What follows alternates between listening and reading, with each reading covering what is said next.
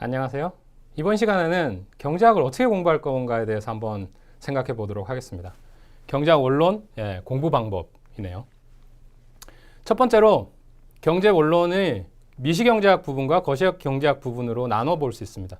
그래서 경제학 공부할 때 미시경제학 파트, 거시경제학 파트를 각각 한번 생각해 보고 거기 각각 부분에 어떤 차이점이 있는지, 어떤 식으로 접근해야 되는지, 그 접근법이 조금 다르니까 그런 다른 부분들 아니면 또 전반적으로 같이 응용되는 부분들을 같이 생각하면서 공부하는 공부법이 참 좋은 방법입니다. 그래서 한번 보시죠. 미시경제학은 개별 경제 주체를 중심으로 분석하는 부분이고요. 거시경제학은 경제 전체에 대해서 분석하는 부분입니다.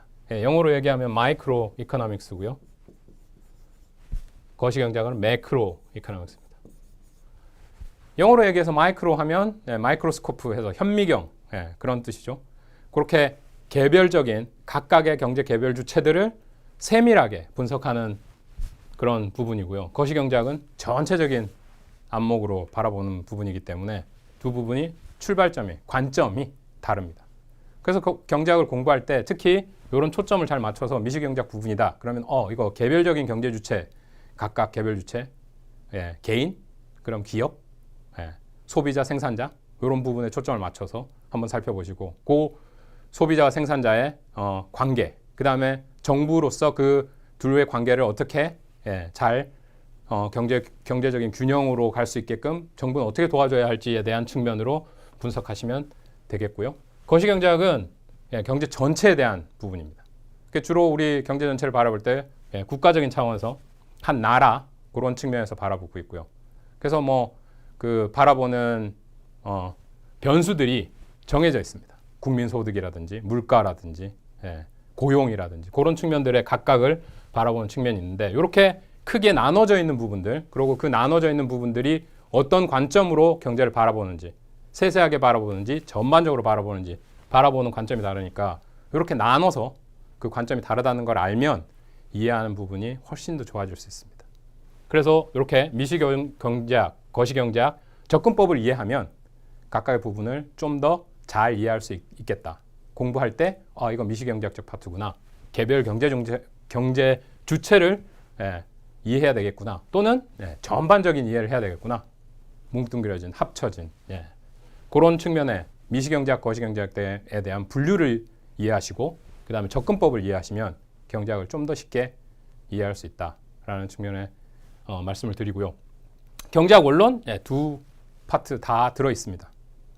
주로 미시경제학 먼저 가르치는 학교도 있고 거시경제학 먼저 가르치는 학교도 있지만 요 분석법, 접근법 이해하시면 좀 더 쉽게 경제 원론을 이해할 수 있겠다라는 측면에 말씀을 드렸고요.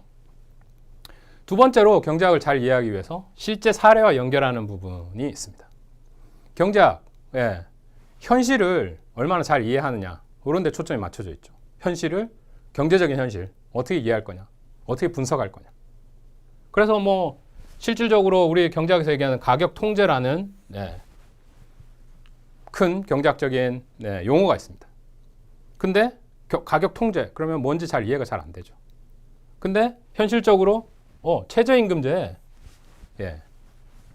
좀 더 쉽습니다. 현실적으로 다가오는 게. 최저임금이 높아졌을 때 이게 경제에 어떤 영향을 미치느냐 이런 측면의 얘기죠.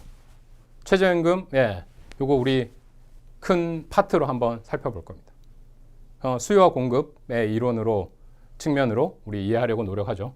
그 가격 통제 두 가지 방법이 있습니다만은 최저임금제가 한 방법이죠. 최저 가격을 설정하고 정부가 그런 정책을 피는 거죠. 그럼 최저임금제가 가격 통제의 한 부분이다. 그러면 최저임금이 주어졌을 때 논란도 많고 토론도 많고 논쟁도 많이 있습니다. 효과, 분석 그런 것들을 그런 측면에 맞춰서 실제 사례와 연결해서 이해하려는 노력들 그러면 이해가 좀 더 쉽게 좀 더 편리하게 이해할 수 있을 겁니다. 요즘 많이 나오고 있는 문제죠. 자유무역, 보호무역. 도널드 트럼프 미국 대통령이 대국임에도 불구하고 보호무역 쪽으로 미국 경제를 운영하려고 노력하는 방침에서 우리 자유무역 특히 우리나라 같은 경우에 무역이 경제에 큰 영향을 미치고 있기 때문에 무역을 중심으로 한 경제를 운영하다 보니까 보호무역이 오면 참 큰 문제들이 발생을 하겠죠. 그러니까 경제적으로 보호무역이 점점 사회에 퍼지면 전 세계적으로 퍼지면 한국 경제가 좀 어려워집니다. 그런 측면에서 사회 현상들이 이렇게 아니면은 경제가 정치가 이렇게 흘러갈 때 경제적으로 우리가 어떻게 해야 될까라는 측면, 현실을 보고 그거를 경제학적으로 어떻게 받아들이고 어떻게 분석할 수 있느냐. 그 현실과 실제 사례와 연결하는 부분, 어떻게 생각하면 어렵고 어떻게 생각하면 이해를 좀 더 깊이 할 수 있는 부분이 되겠습니다.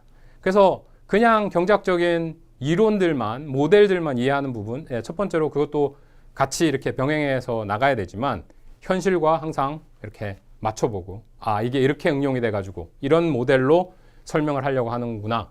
실제 사례와 연결하는 방법을 통해서 좀 더 깊이 있는 경제학 이해가 되지 않을까 합니다. 그래서 항상 공부하실 때 이거는 어떤 측면을 분석하기 위해서 나온 모델인지 모형인지 살펴보는 방법을 통해서 더 쉬운 이해를 할 수 있겠다라는 측면이고요. 공부할 때 꼭 그런 현실적인 사례, 실질적인 사례 꼭 예를 들어가지고 항상 그런 부분들이 경제학 설명할 때 나옵니다. 그 현실 응용 사례들을 항상 깊이 있게 보시고 좀 더 깊이 있는 이해를 하셨으면 좋겠습니다. 세 번째로 수학적인 계산식보다 원리 이해에 집중해야 된다. 경제학 원론 부분에서는 특히 그렇습니다. 우리가 수학적인 도구들을 좀 적게 쓰면서 개념적으로 경제학을 이해하려고 하는 목표를 가지고 있습니다. 경제학 원론 공부할 때 우리 미적분학을 다 이렇게 마스터하고 듣는 학생들이 많지 않죠. 그래서 미적분은 잘 모르지만 그거 알면 더 큰 아니 깊은 이해를 할 수도 있습니다. 그러나 경제학 원론에서는 그것 때문에 너무 겁먹지 마시고 따라와 주셨으면 좋겠습니다. 예를 들어서 수요의 가격 탄력성, elasticity라고 합니다. 그래서 엡실론이라는 단어 많이 쓰는데요. 이렇게 정의를 하면 percentage change of Q, percentage change of P. 얼마나 수요량이 가격이 변할 때 민감하게 반응하느냐, 얼마나 크게 반응하느냐, 적게 반응하느냐, 가격 변화에 따른 수요량의 변화가 얼마나 큰가 적은가를 우리 가격의 탄력성으로 설명하려고 하는 모형이 있습니다. 요 수식으로 이렇게 나와 있죠. 요 수식으로 나와 있는데 어떤 측면에서는 수식 그냥 외워서 이렇게 쓸 수 있습니다. Q1 마이너스 Q0 나누기 Q0 전체로 나눠서 P1 마이너스 P0 나누기 P0. 그러니까 P0분의 변화, Q0분의 변화. 여기 이제 전반적으로 음수값이 수요의 가격 탄력성에서 나오기 때문에 이거 양수로 바꿔서 쓰는 과목들도 교과서들도 많이 있습니다.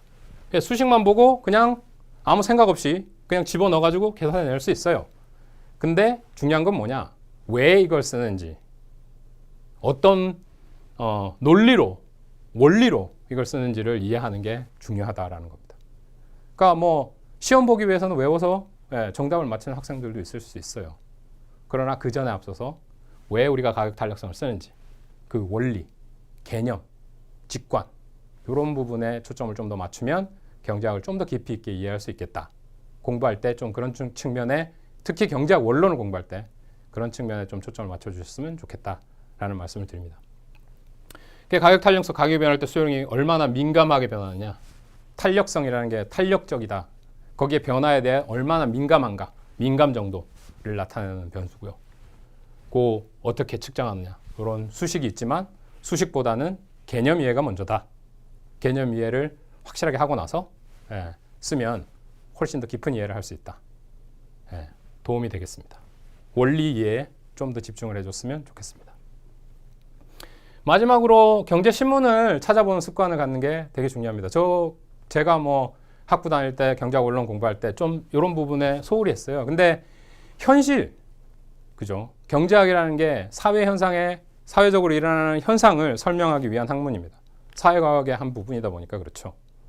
그러면 현실을 설명할 수 없다면 이론이나 모형들은 아무 쓸모가 없습니다.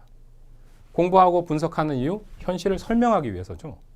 그래서 항상 현실에는 어떻게 응용되는지에 대한 고민을 해야 된다는 측면을 말씀드리는 겁니다. 한번 예를 살펴볼까요? 경제기사에 뭐 이런 경제기사가 나올 수 경제기사를 하나 가지고 왔습니다. 1919년 아주 최근 일이죠. 미중 무역 분쟁, 그죠? 도널드 트럼프 대통령이 이런 걸 강조하고 있죠. 관세 매기고 그래가지고 무역 분쟁이 일어나고 있죠. 관세 올리고 그래서 한국이 대미 수출에서 반사 이익을 보고 있다. 그죠? 중국에 대해서 계속 관세를 매기고 그다음에 또 이제 현실에 들어서는 도널드 트럼프 대통령이 한국 경제에 대해서도 요 관세를 올리려는 움직임을 보이고 있죠. 애플이 삼성에 대해서는 관세를 안 매기고 있다. 한국에 대해서는 관세를 안 매기고 있다. 그거 좀 잘못되고 있는 거 아니냐. 이런 주장을 하고 있기 때문인데요.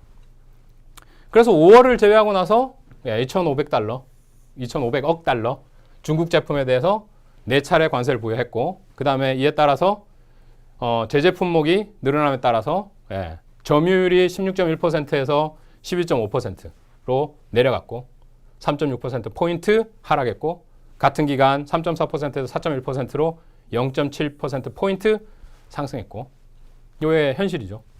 미중 무역 분쟁 속에 한국이 대미 수출 부분이 늘어났다는 거고 그 다음에 그게 왜 그러냐 미중 간 교역 감소에 따른 요 중간재 수요 하락, 성장 둔화 이런 측면에 대해서 반사적 이익을 누리고 있다. 무역 전환 효과가 나타나고 있다.